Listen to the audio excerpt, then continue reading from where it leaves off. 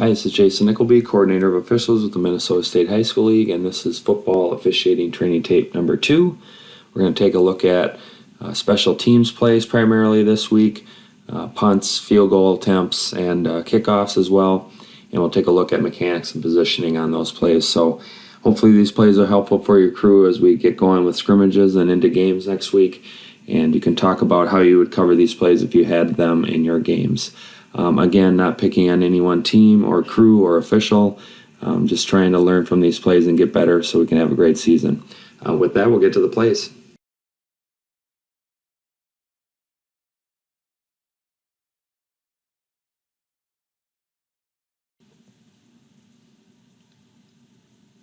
Okay, we're going to have a kickoff here. Take a look at our initial positioning. It's excellent. Back judge 2 yards off, umpire 2 yards off. Remember, our line of scrimmage officials start at the pylon. We have a legal touch in bounds. We get a good wind. We should have a wind and a legal touch, and then we officiate the play to its conclusion. The only thing I would say on this is line of scrimmage officials, don't be too quick to come off the pylon. Easier to officiate the players coming at you versus being even up. The spot is the least important part of this play. No one cares about the spot if we miss obvious fouls like a block in the back or personal foul or similar. So I really like our initial positioning. Back judge and umpire, make sure that the kicking team crosses your face before you come onto the field. And then line of scrimmage officials, don't come off the pylon too quick. Make sure that it's not going to threaten the goal line before you leave. But otherwise, we have good initial positioning, good coverage, good wind on the legal touch, and then good coverage through the end of the play.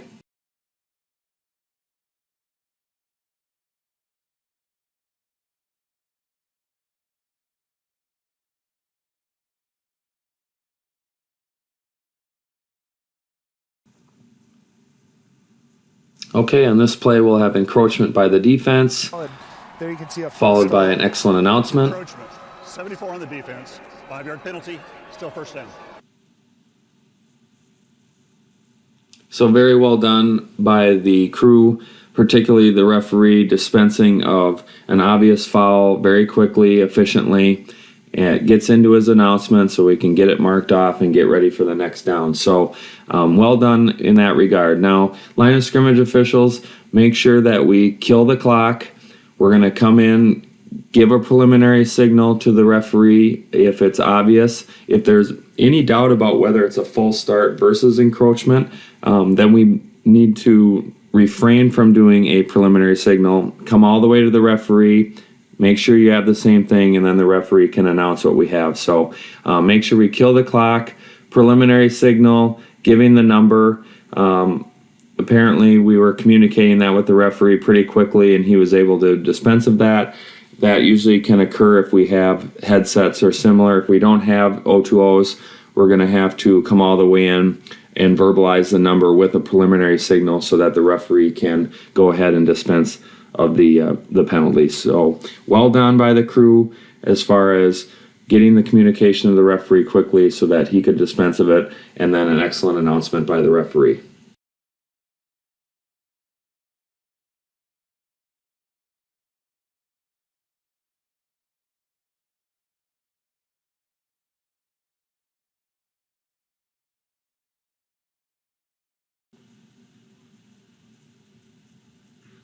Okay, in this play we have a field goal attempt from a 20-yard line, unsuccessful. So remember, this play is treated just like a punt, crosses the goal line, unsuccessful, it's going to be a touchback. So we're in good position to view this play. Referee, good spot. Umpire and back judge under the uprights. Line of scrimmage officials at the line, 1 yard off, and we're in good initial position. We officiate this well. Good timing. Coming out, we're going to communicate yes, yes, yes, or no, no, no, 1 step, 2 step signal, which is what we do. So well done on that. The other thing I want to point out here, just a reminder, if you take a look at page 50 of the rule book, Article 6, F, following a touchback, they can put the ball in play anywhere between the hash marks. So don't forget to ask the team that's now going to come on offense where they want the ball. you'll see that when we come back into play that the ball is in the middle of the field, and that's totally fine if that's what they wanted, but just make sure that we don't forget to ask the team that's going to go on offense. They get to put the ball anywhere they want, and so don't get in the habit of just putting it in the middle of the field. Just make sure that we ask. Same thing following a touchback on a kickoff, or any of those other situations that are listed in Article 6. We need to get in the habit of asking the team that's going to be on offense where they want the football. It's really difficult when we put it down and then they ask to change after we've already put it down. So don't get in too big of a hurry. Make sure you ask and get in that habit. So well done coverage-wise. Don't forget to ask the offensive team where they want the football.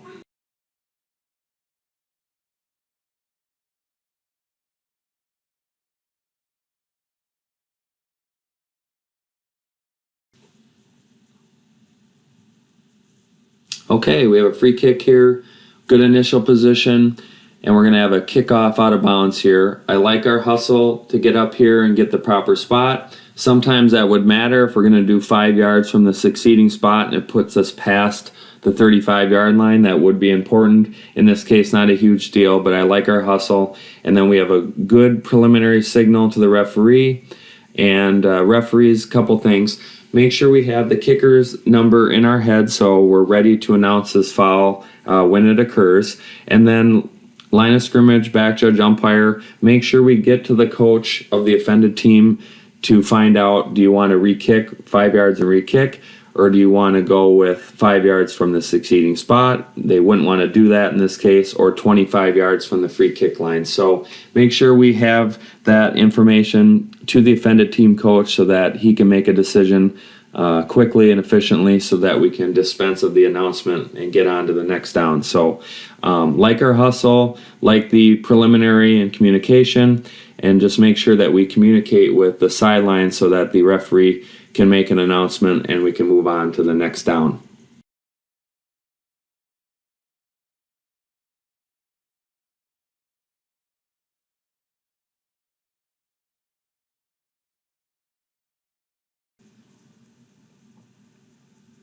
Okay, another free kick here. Again, excellent initial positioning. Let them cross your face. Umpire, back judge before you go on the field. Referee, excellent positioning and use of philosophy. Remember that if it's at all close, we're going to make it a touchback. Nothing good comes from making it 1 inch into the field of play. If it's close enough, make it a touchback, kill it, ask the teams where they want the football, and we can move on to the next down. So good initial positioning. Referee, excellent positioning, boxing it in with the line of scrimmage official on that pylon, and both of you would have a piece of this to make this a touchback, and then get onto the field to make sure that all the players are safe. So excellent positioning and philosophy.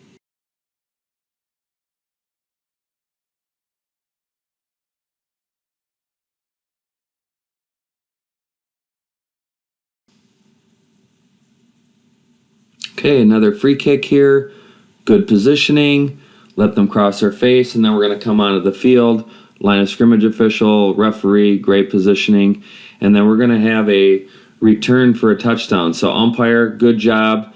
You officiate inside out, turn with the players, back judge. You have goal line. Line of scrimmage officials are going to be coming up the sideline. They will help with out of bounds on their sideline if that's the case. But for the most part, this is going to be back judge's goal line.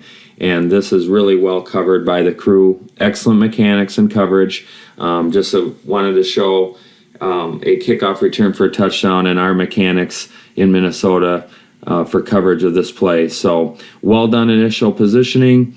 We get to a good spot to see blocks. Umpire, well done. Officiate inside out. Back judge, you can see covering the play very well.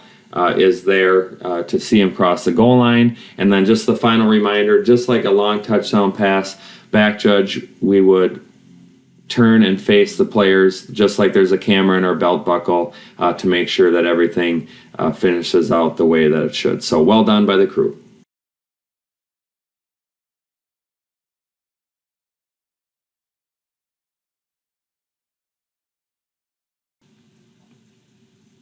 Okay, free kick here, 15 seconds to go in the first half, and we're going to have a free kick out of bounds. It's untouched by R, so we're going to have a foul here. Now this is a situation where the spot is important, so back judge, don't be so quick to come onto the field. You might have to come help with this one. It looks like the line of scrimmage official, the head linesman, has a good beat on what the spot should be, but you'll notice that the ball goes out of bounds at about the 34-yard line. And if you recall from our previous play example, remember that 5 yards from the succeeding spot is an option, and you can find that on page 55 and 56 of the rule book that talks about your options on a free kick out of bounds.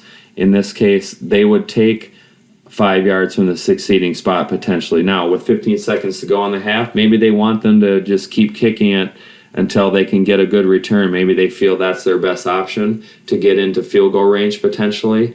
But make sure line of scrimmage, back judge, umpire, again, we need to get to the coach, give them the options. Don't forget 5 yards from the succeeding spot as an option, and then referee, make sure that the teams get those options before making your announcement. So I like our hustle. We get up there, get the spot, make sure we communicate the options with both teams about what's going on, and then go ahead and enforce and get on with the next down. So well done by the crew coverage-wise. Just don't forget succeeding spot as an option. That is a point of emphasis nationally this year.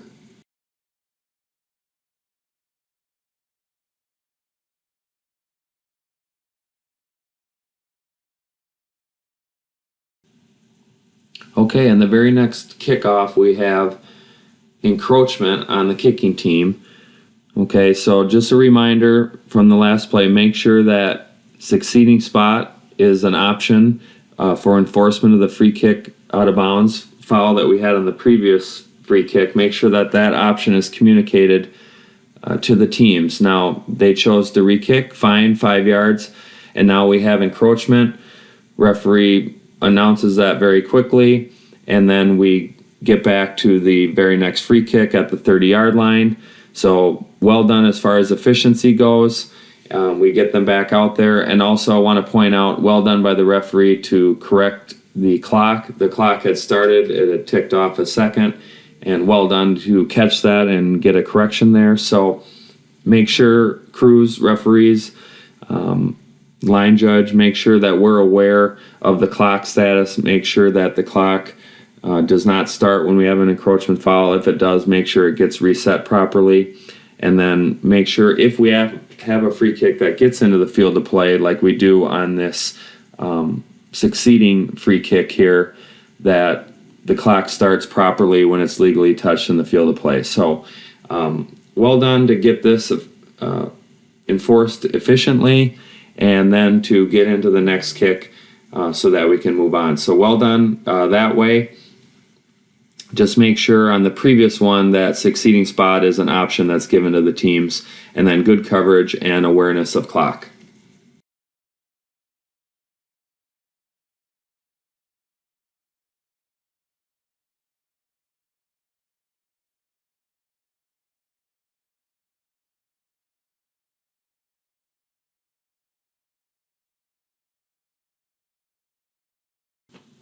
Okay, let's talk about scrimmage kick coverage, running into the kicker, roughing the kicker, numbering exceptions, positioning, and some other factors. So on this play, scrimmage kick formation, umpires in Minnesota, remember we are in the offensive backfield. You're going to be right off about the initial tight end position or so. They're in tight splits, so you might be a little wider than where their tight end would be, but you should be about 2 yards deep of the kicker and right about tight end or so. So from this look, umpires, I really should see you in the screen.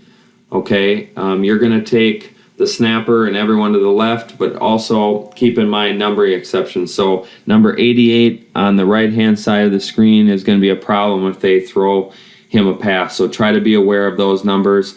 And then referees, you're going to be a little wider than the umpire, about 8 yards or so wide of the ball, and then 2 to 4 steps deep of the kicker. If they step forward, you'll have a good perspective on the kicker. If they go into a rugby-style kick, you're still going to have a good perspective as well. So that's our positioning. for umpires and referees in Minnesota on scrimmage kicks. Now, let's talk about the contact with the punter. I like this as a no call.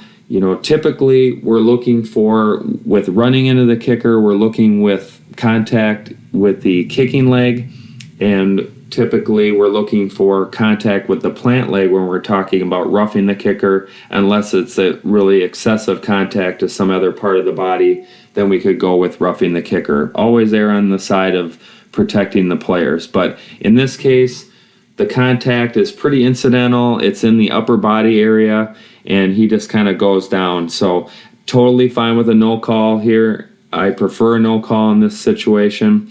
Referees, if we have a situation like this where contact is made with the upper body or something else that doesn't rise to the level of a foul, or we have a flop, totally okay to make the safe signal to indicate that you've seen the contact and you have no foul. This is going to be your play all the way to the judge. Umpires are not going to be involved in running or roughing the kicker. They got line play to worry about. So this is going to be your play mechanically and judgment-wise. I like the no call here. Pretty minimal incidental contact to the upper body. If we had contact to the kicking leg, we could go with running. If we have contact with the plant leg, we could go with roughing the kicker. So I like the no call here, and then referees make the safe signal to indicate that you've seen the contact and that you've judged it to not be to the level of a foul. So umpires, remember, 2 yards deep, about tight end position or so. Referees about 8 yards or so wide, and then 2 to 4 steps deep of the kicker. And that way we were in good position to view initial action at the snap and then potential contact with the punter.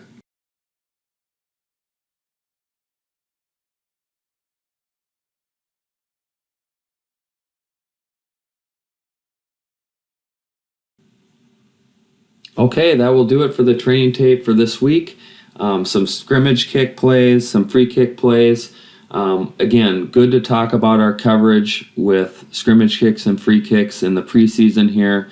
Typically in scrimmages and other type of preseason events, you're not going to see a lot of special teams play. So really the first time we're going to see special teams plays, field goals, extra points, free kicks, scrimmage kicks, etc., you're not going to see them until game time. So always good to review scrimmage kick, free kick coverage, and what we're going to do with those, especially if we have a broken play, bad snap, onside kick, fumble, and all the other factors that can make these plays really difficult to officiate, as well as our coverage of blocks on returns, interception returns, and so on, because that's typically where you'll see blindside blocks occur on those kinds of plays. So we want to be on the same page as a crew mechanically, coverage-wise, who's looking where and what we're doing, initial positioning and keys. So make sure we talk about these plays before we get into the season. So hopefully these plays are helpful for you. We'll have another tape next week. Good luck with your scrimmages and into the games next week.